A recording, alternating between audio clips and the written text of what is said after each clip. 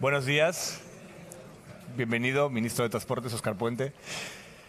Su primera acción política tras la llegada al Ejecutivo ha sido poner fin a una huelga convocada por la plantilla de Renfe y Adif, que protestaban por el traspaso de Rodalies a la Generalitat. Estamos en Barcelona, ha sido uno de los temas ya a debate en la mesa anterior, pero ¿cómo se va a hacer? ¿Cómo se va a concretar ese traspaso de las Rodalies a la Generalitat? Bueno, yo creo que con este tema conviene hacer un poco de pedagogía, ¿no? Porque hay mucha confusión, sobre todo entre el gran público, ¿no? Que no acaba de entender en qué consiste esto, ¿no? Bueno, lo primero que hay que dejar claro es que el traspaso de Rodalies a Cataluña ya tiene una cierta historia, ¿eh? Comenzó en el año 2010, esto no es de ahora, ¿no? Lo que se va a hacer ahora ya es culminar ese proceso de cesión, bueno, pues apoyándolo en tres facetas que son las más claras en este momento. Por un lado está la económica. Yo creo que está claro e incluso está ya sentado en documentos en la necesidad de mejorar las inversiones en el servicio. Por tanto, la faceta económica probablemente sea la más importante y la más urgente. Por otro lado está la faceta operativa y ahí es donde está la creación de esa empresa pública en la que entremos Gobierno de España y Gobierno de la Generalitat y que se encargue de la operativa definitivamente del servicio. Y por otro está la infraestructura, ¿no? Esas vías que hay que delimitar, que forman parte del tramado viario exclusivo de Cataluña, trayectos que empiezan y terminan dentro de la comunidad autónoma y que, por tanto, con arreglo a la legislación vigente, estatutaria y ferroviaria, son cedibles a la comunidad autónoma, a la Generalitat, y, por tanto, en esos tres campos es en los que se va a trabajar, ¿no? Bueno, se preguntaba antes por el calendario. Yo creo que va a ser largo. Bueno, yo creo que las dos partes asumimos que el tema es complejo y que, por tanto, va a llevar tiempo, ¿no? Pero lo importante es eso, que yo creo que hay un punto de partida en el que estamos de acuerdo. La Generalitat ha nombrado a un comisionado que es un gran conocedor del tema, ¿no? Y eso es una muestra de que vamos en serio, de que se van a hacer bien las cosas y, bueno, llevará un tiempo, sin duda, pero, bueno, nos vamos a poner a trabajar ya. ¿Y puede haber más traspasos de otras redes de cercanías a otras autonomías, a otras ciudades? Bueno, esto depende fundamentalmente de las comunidades autónomas que así lo soliciten, ¿no? Al final, tanto los estatutos de autonomía como la ley ferroviaria permiten este tipo de cesiones. Eso ya entra un poco en la voluntad que tengan las comunidades autónomas, ¿no? Si hay otras comunidades autónomas que están interesadas en la cesión de este servicio, pues, en fin, nosotros estamos abiertos a dialogar dentro, como digo, del marco legal, ¿no? Los sindicatos, al negociar el fin de la huelga con usted, han dicho que van a estar vigilantes de que todo se haga según lo acordado. ¿Entiende sus preocupaciones? ¿Están justificadas? ¿Puede haber algún problema de equilibrios al hacer el traspaso de una administración a otra que les pueda afectar a los trabajadores? Yo creo que ha habido una cierta alarma innecesaria, ¿no? en la plantilla, ¿no? Pero bueno, eso también forma parte de nuestras obligaciones, el lanzar mensajes de tranquilidad y en demostrar que se puede hacer el traspaso perfectamente y conciliarlo con los derechos de los trabajadores de las dos compañías, ¿no? Por tanto, específicamente de Renfe, ¿no? Por tanto, lo que hemos hecho ha sido sentarnos, dejar claro el marco, garantizar que van a estar en la mesa, garantizar que se van a conciliar sus derechos con el traspaso, y yo creo que en una democracia como la nuestra, ¿no? Una democracia en la que tiene que haber transparencia, rendición de cuentas, en fin, tienen que explicarse las cosas, pues yo creo que este es un tema que no va a tener grandes problemas. Y en esto además tengo que decir que vamos de la mano las dos partes. A ninguna de las dos partes nos interesa ningún conflicto con la plantilla. Creo que las dos partes somos conscientes de que en el caso de Renfe pues hay un sentido de pertenencia muy grande. Se siente, el trabajador de Renfe siente la camiseta y bueno, yo creo que eso lo vamos a cuidar. No hay razones para preocuparse. Y la prueba es que bueno, había una huelga convocada, pero hemos sabido pararla a tiempo. Vamos a sentar las bases del diálogo. Yo lanzaría un mensaje de tranquilidad a la plantilla. Usted ha sido alcalde de su ciudad, de Valladolid, y sabe hasta qué punto es importante la coordinación entre administraciones para poder trabajar en que la movilidad en esas ciudades sea mejor.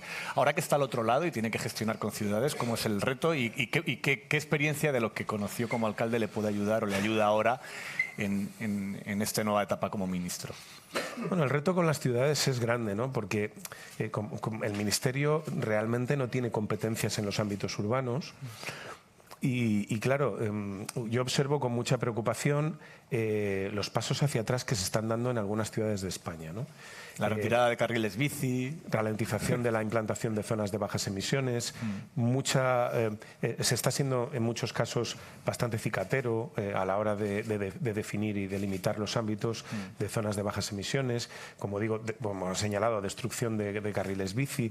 Esto me preocupa, ¿no? Porque además el Ministerio sí que, yo creo que está muy claro que abre una nueva etapa, ¿no? Estamos hablando de un Ministerio de Transportes, pero también ahora tiene la coletilla de movilidad sostenible. Así es. Y la movilidad sostenible no solo se puede producir entre ciudades, se tiene que producir dentro de las ciudades, porque además es en el ámbito urbano donde se generan pues, más del 75% de las emisiones que se producen en todo el mundo, ¿no? De manera que por mucho que nos esforcemos, y no quepa ninguna duda que lo vamos a hacer, en hacer sostenible el transporte de mercancías, hacer sostenible el transporte de personas entre territorios, si dejamos fuera la pata de las ciudades, en fin, estaremos atajando una parte muy pequeña del problema. Y ahí es donde yo creo que hay que hacer ahora desde el Ministerio un esfuerzo. Es verdad que no tenemos competencias en los ámbitos urbanos, pero sí creo que en materia de política de transporte público, de incentivos al transporte público desde el Ministerio, creo que hay que darle una vuelta a las políticas, ¿no? Y una de ellas, y ya lo dejo claro, es que nosotros tenemos que incentivar y mejorar la financiación del transporte público en aquellas ciudades que optan claramente por la sostenibilidad, y tendremos que utilizar el palo, ¿no? La zanahoria por un lado y el palo por otro, con los que están dando pasos hacia atrás. Por cierto, algo que no se está haciendo en ningún país de Europa. O sea, ¿puede haber sanciones? O sea, ¿puede haber ciudades que por no cumplir con el objetivo de zonas de bajas emisiones o retirar los pasos que se habían comprometido puedan recibir sanciones del Gobierno o de Europa también? En esto tenemos que ir de la mano del Ministerio de Transición Ecológica, ¿no? Que es quien aprobó la normativa de zona de bajas emisiones. Pero hay algunas consecuencias inmediatas que ya se van a producir. Hay ayuntamientos que van a tener que devolver fondos europeos porque están destruyendo algunas de las actuaciones que se financiaron con cargo a esos fondos, ¿no? Esto es así. También el tema de la zona de bajas emisiones, pues, hombre, si hay algún reproche que hacer a la normativa es que no contuviera un régimen sancionador, ¿no? De manera que si haces la zona de bajas emisiones, fenomenal, y si no lo haces, pues prácticamente las consecuencias son nulas, ¿no? Entonces, a eso hay que darle una vuelta. Pero más allá de la coyuntura, yo creo que la política del Ministerio en materia de transportes no tiene que ir tan dirigida al tema del precio. De eso podremos hablar, ¿no? Porque bueno, sí que se ha hecho un esfuerzo muy grande a la hora de primar el precio del billete, sobre todo de cara a aliviar el bolsillo de la ciudadanía en un momento crítico de mucha inflación, pero la política a medio y largo plazo no puede ser esa. Es decir, la política a medio y largo plazo tiene que ser la de incentivar un transporte público de calidad. Hoy una persona no se baja del coche para subirse a un autobús porque le resulte mucho más barato el autobús, porque es que el autobús siempre va a ser mucho más barato que el coche, ¿no? Si se baja de uno y se sube a otro, lo primero que tiene que tener es una oferta de transporte público eficaz. Un transporte público eficaz es un transporte que le lleve de un sitio a otro de la manera más rápida posible, y para eso hay que incentivar pues, las plataformas reservadas, medidas de prioridad semafórica, modernizaciones de flota, es decir, que el transporte público sea realmente una oferta atractiva, y ahí es donde el Ministerio tiene que poner, digamos, todo el esfuerzo, ¿no? No tanto en el billete, que no marca la diferencia, de 0,70 a 0,39, es decir, no va a cambiar mucho el paradigma, pero la calidad del transporte público sí que lo va a hacer. El precio del billete ha servido para recuperar usuarios en la era pospandemia, que habíamos perdido, ¿no? Por desconfianza hacia ese sector del transporte público, pero yo creo que va a llegar un momento, y en un horizonte no muy lejano, en el que la política debe ser otra. ¿Y por qué cree que ese debate sobre los carriles bici o sobre el transporte público se ha convertido en España en un asunto ideológico? En otros países no ocurre, no hay un debate ideológico sobre si el carril bici es de izquierdas o de derechas. En cambio, en España se ha convertido en algo que lo es. Vamos a ver, yo creo que es verdad que en el ámbito europeo también hay algunas resistencias a la implantación de movilidad sana, sostenible y segura, ¿no? Pero es una resistencia más limitada, ¿no? Y desde luego lo que es inconcebible en el ámbito europeo es que una vez que un municipio toma una decisión y gana espacio para el peatón, para el ciclista, para el transporte público y se lo quita al coche, haya alguien que llegue y revierta eso. Eso en Europa no se produce. O sea, el caso español es único, ¿no? ¿Por qué se produce esto? Bueno, yo creo que estamos en un momento en el que la derecha de nuestro país parece que tiene una necesidad de oponerse a todo, de estar en contra de todo lo que salga del ámbito de la izquierda, ¿no? Y esto es un error, porque el aire limpio no distingue ideologías, es decir, los pulmones de la gente son los mismos. Y en las ciudades en nuestro país hay muchísimas ciudades en las que se pueden hacer muchas cosas para mejorar la calidad del aire, y eso redunda en beneficio de todos. Y luego está este concepto, nuestra derecha ahora mismo está en una batalla por la libertad que es verdaderamente sorprendente, ¿no? Libertad, ese es el concepto con mayúsculas que ellos pretenden defender, y se olvidan de que la libertad es un concepto que también tiene sus límites. Libertad para ir en coche a cualquier parte, ese derecho no existe. No existe. Lo que hay que garantizar es la libertad de las personas para moverse en los ámbitos urbanos y hacerlo de manera eficaz. Porque la movilidad urbana es un derecho fundamental. Yo lo decía cuando era alcalde. Derechos fundamentales del urbanita, la movilidad.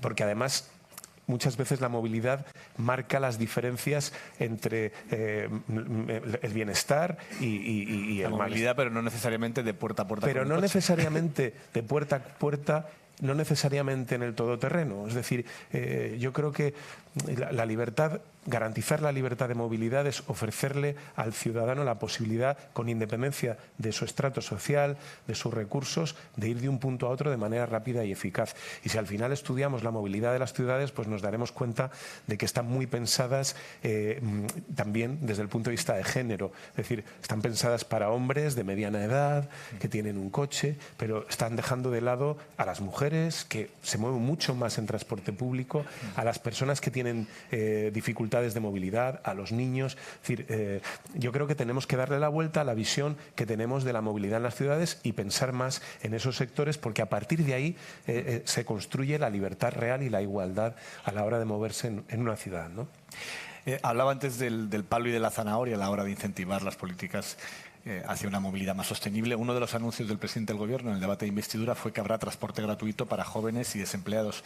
¿Serán gratuitos todos los transportes? ¿También autobuses, cercanías, trenes de media y larga distancia? Bueno, ¿cómo se va a concretar este Estamos anuncio? ahora mismo con Hacienda trabajando en dar forma a esas políticas de cara al año que viene. Está por un lado la prórroga de las medidas de incentivo a los precios del transporte que hemos tenido a lo largo del año, y por otro lado está ese anuncio al que tenemos que dar forma, y es en lo que estamos, digamos, en este momento dándole vueltas, ¿no? Hay una posibilidad de implantación inmediata, tal y como se dijo, y hay una posibilidad de darnos un margen de unos meses para estudiar una política, digamos, más de medio y largo plazo, no tan coyuntural.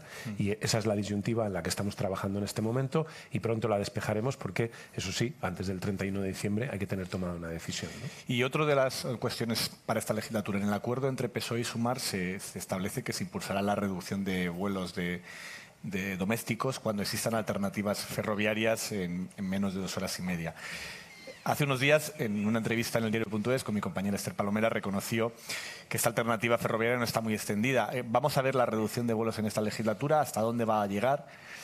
Bueno, es una medida que yo creo que se va a extender en toda Europa, ¿no? Y se debería extender en todo el mundo. Si somos conscientes de la necesidad de reducir emisiones, tenemos que apostar por alternativas sostenibles que puedan sustituir al avión, en este caso en trayectos, digamos, vuelos cortos, ¿no?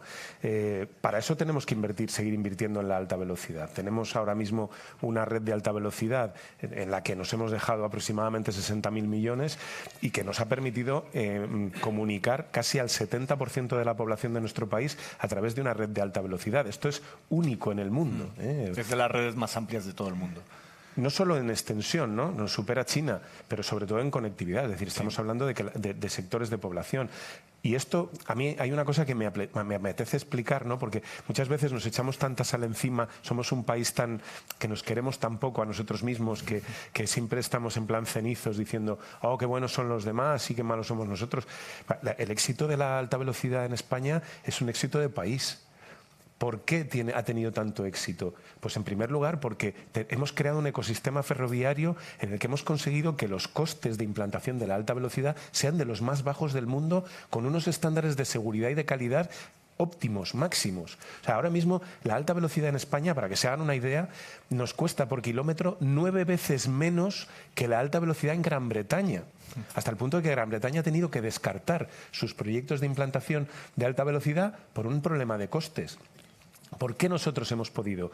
Bueno, tenemos Renfe y Adif, que son dos empresas en las que hay una profesionalidad y un conocimiento ya de décadas que ha facilitado mucho la implantación de esta red ferroviaria de alta velocidad. Tenemos un sector empresarial tremendamente competitivo y tremendamente preparado.